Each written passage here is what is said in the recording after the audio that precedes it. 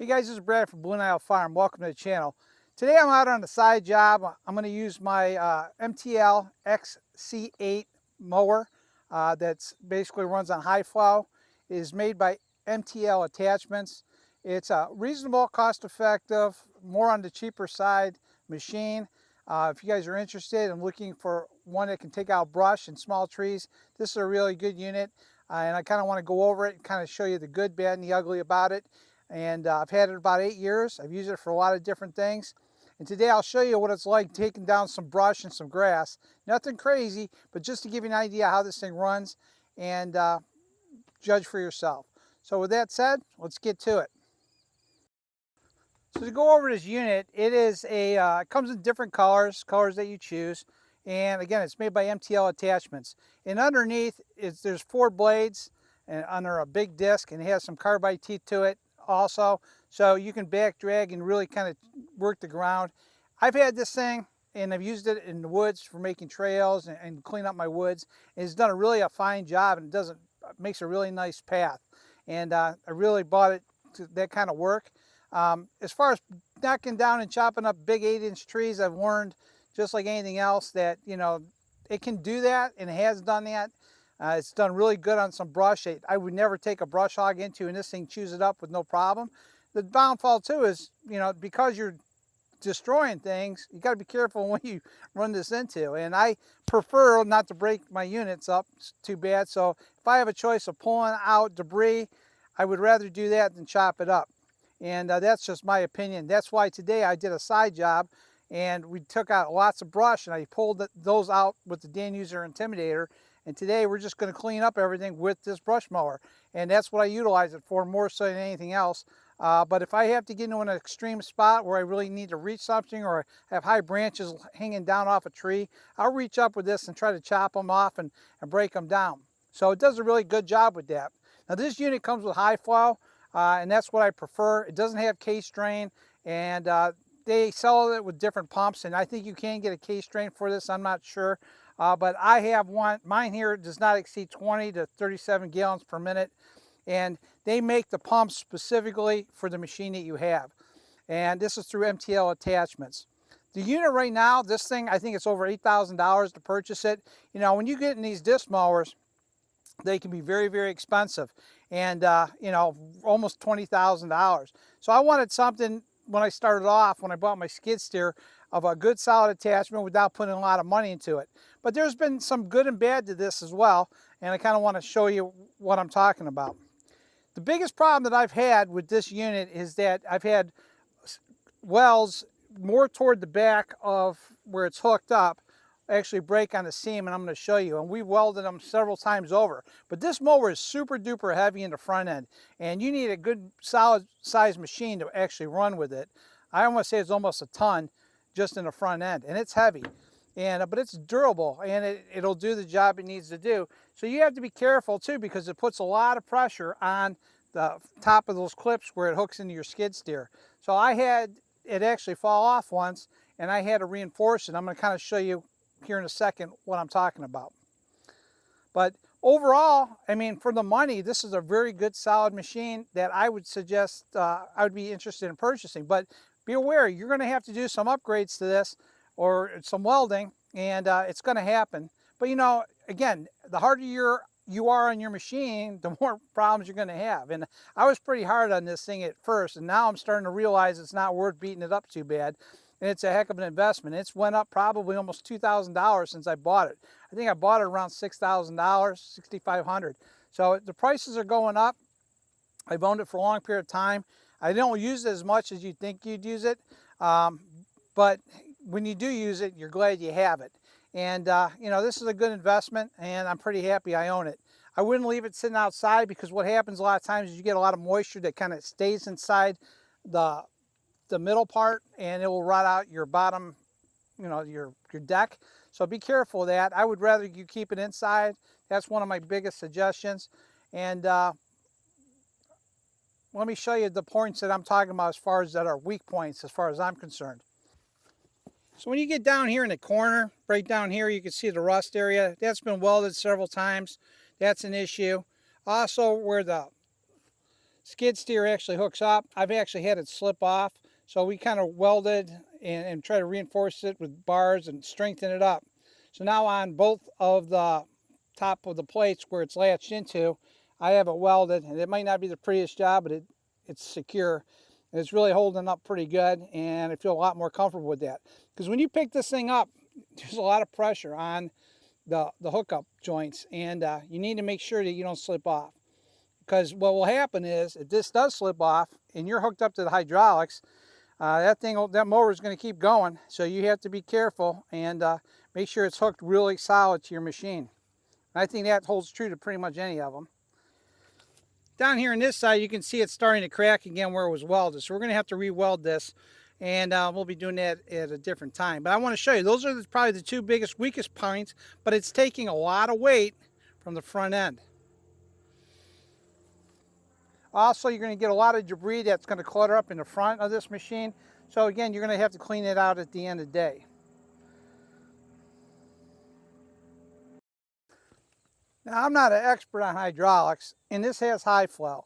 But one thing I've realized too is there's times that you use this unit, these lines get super duper hot. So times putting them back on is very tough.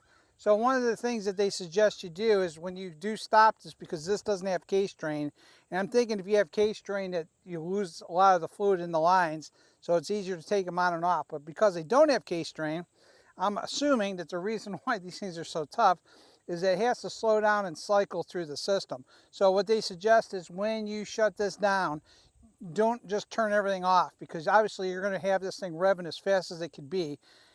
Pull it back, let it idle at a slow rate for about a minute or two.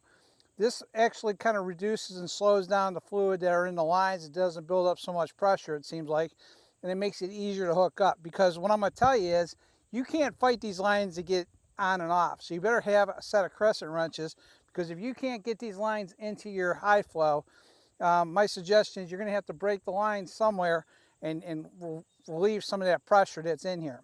The other thing too is with heat also creates pressure, so be aware of that as well. So this is kind of like an annoying aspect of things.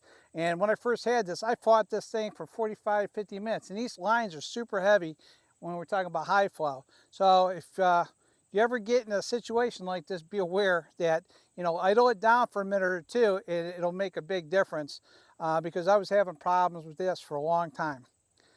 The other thing I want to mention too is when we're talking about the decking, this thing is really a thick deck. The deck itself is about 1/4 inch, so they made this very solid.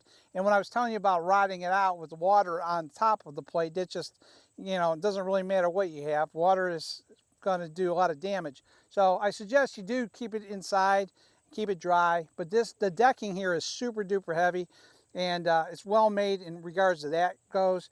But there are, like I said, some weak points to this, and I wanted to point that out because that's something that you need to know what you're getting into. But you're not paying a fortune for this either.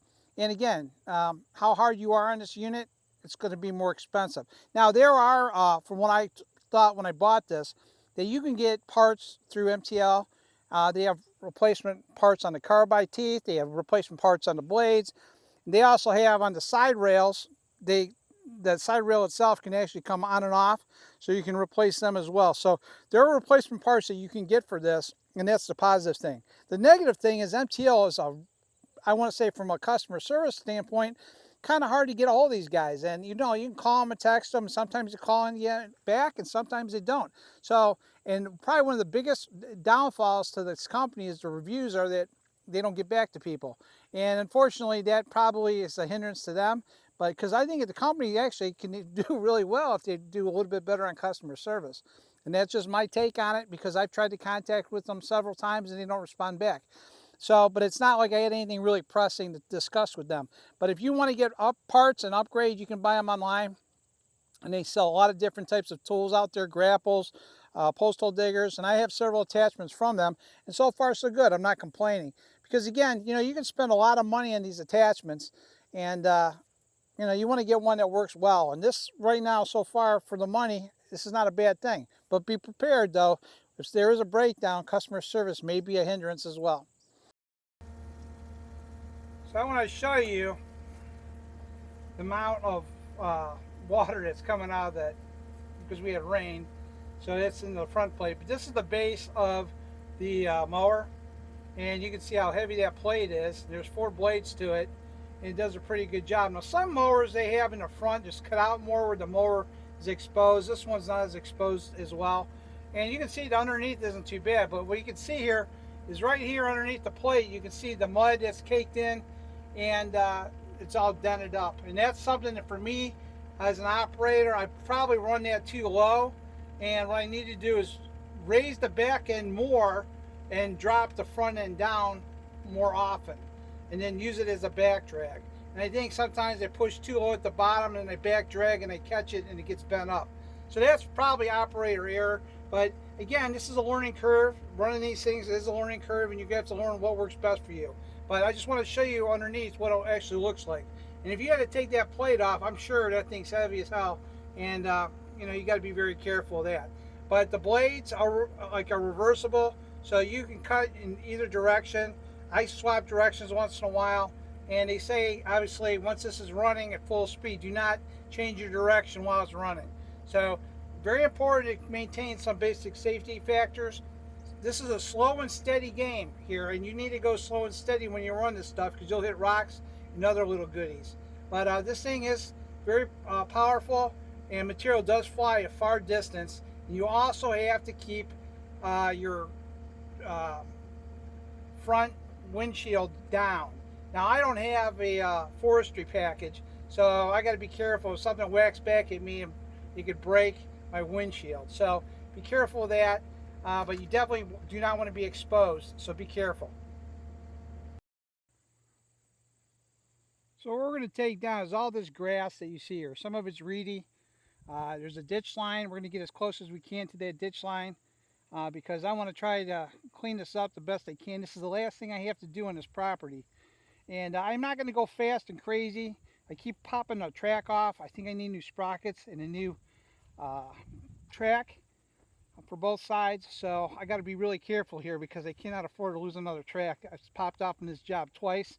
My buddy's getting kind of pissed off. He keeps coming out here to help me put it back on. So I really, you know, in 1 hour I can be done with this as long as I take my time, and that's what I'm going to do. So we're going to take all this reedy stuff down, and we're going to go work our way back toward the end of this property. We're going to clean up this area here, and the biggest area I want to clean up is that big brush pile right to the back here. A lot of prickers. It's heavier, it's thicker. That is not something I would take a brush hog in. It is made for this machine, and that's where you can kind of see it do some damage. But for the most part, this is nothing that this thing can't do easily. And again, here are all the brush piles that we removed earlier from this property, and it's a lot of brush. Now a lot of guys would say, hey, heck with the brush, I'm just going to mow it down. But what you would have done is left a lot of stumps in the ground, and I prefer not to do that. Secondly, it's a lot tougher on the equipment, and it's not worth it. So we're going to cut the line here that I've taken down, and that'll be it for the property. So now we're going to get in some thicker stuff. There's a lot of branches and sticks in here. Hopefully take our time through this.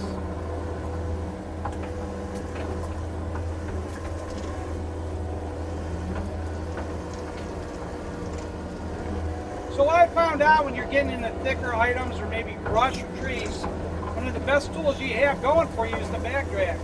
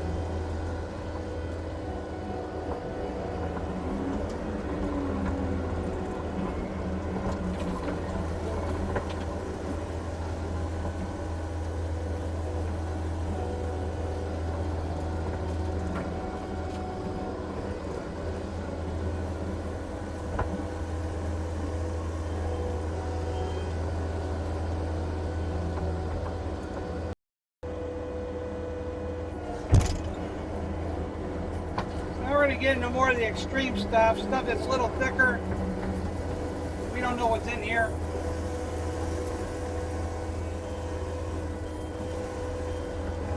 It's just all mounded up.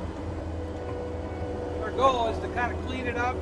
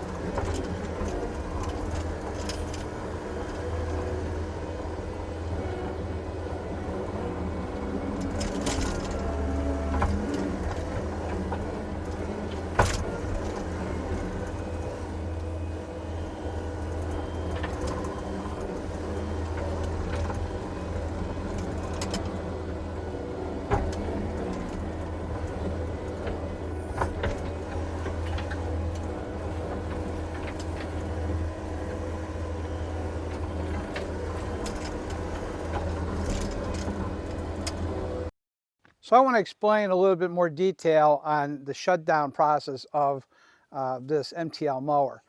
You know, when you're shutting down and you're revving up at full speed and you got those blades working, you know, what you want to do is when you're ready to shut down, you want to keep the blades running and you want to just basically turn down all your power, you know, down to its lowest setting and let the machine just hover and run on its own and let it run for several minutes. And then once it runs and you can start to hear it quiet, and you'll hear that on the video, then you can disengage the mower and then eventually turn off your machine. You know, it has to be running for it to slow down and relieve the lines, and that's in having those blades turning. So make sure you're in a safe spot when you do this and get yourself out of the debris, and that's really the key to this. And I find that that makes it hooking up a lot easier, because just that little bit of pressure, those lines are so hard to get in, it'll drive you crazy. So that's kind of why I wanted to demonstrate how I do it. When you're done, you're getting ready to shut this thing down. Grab your throttle. Let this thing idle down. Let her idle for a minute. And the slower it goes and the lower it idles, the better off you're going to be to get these hoses back on next time. Because I think it just, all that fluid just keeps going through the system. When you shut down too quick, the lines are just heavy. So you can hear it slowing down to nothing. And just give it about 30 seconds from this, and that's the best way I would suggest to shut these things down, and you won't have these hose problems where you get a lot of buildup in the line. I'm not saying this is always the case, but it has proven to me to be the best way to do this. And you can see here I cut right down the edge line. It was pretty thick. Going all the way down, hopefully following suit to the property line.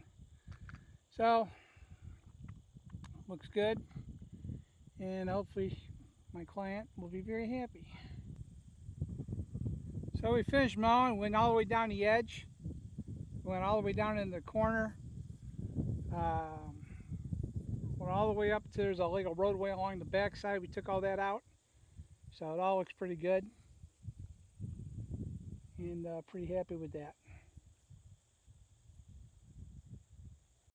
So once you're done with your job, and most of you guys probably know this, but the best thing you can do is clean this thing out. I always put gloves on because of prickers and poison ivy, don't need that. And just try to drag all this material out of here, because if you do leave it outside, all you're going to do is have a bunch of water and stuff in it. So get rid of as much as this you can. Get rid of this debris. It's not going to do you any good.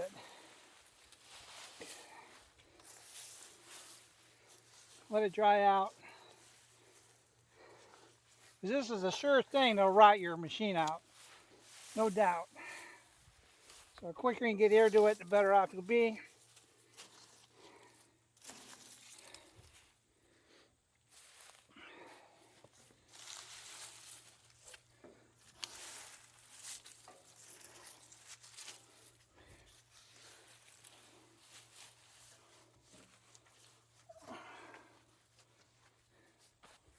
That's really relatively what you need to do. I'm going to let this dry, and then before I take it home, I'm going to be back here, probably take a blower and blow this thing off. But the best thing you can do is get this junk out of here, and it's pretty simple stuff. Hey guys, thanks for watching the video on the MTL Attachments XC8 extreme mower. This thing really does a good job, well worth the money. I have no regrets. Other than some of the little problems that take place, for the money that I spent is really not bad. And as long as you take care of it, it'll last you a long time. Other than that, I think it's worth the investment. Check them out. And, you know, I won't have a lot of experience working with a lot of big expensive mowers, but unless you're doing this day in, day out, you know, why spend a lot of money for something that you may not optimize? You know, for me, you know, this unit worked good enough to do everything I needed to do, and it's still running strong. So just again, we had a few little mishaps, but I'm sure those little problems with the welds and the cracking happens probably to most of the other machines as well. So again, thanks for watching, and I'll talk to you guys soon.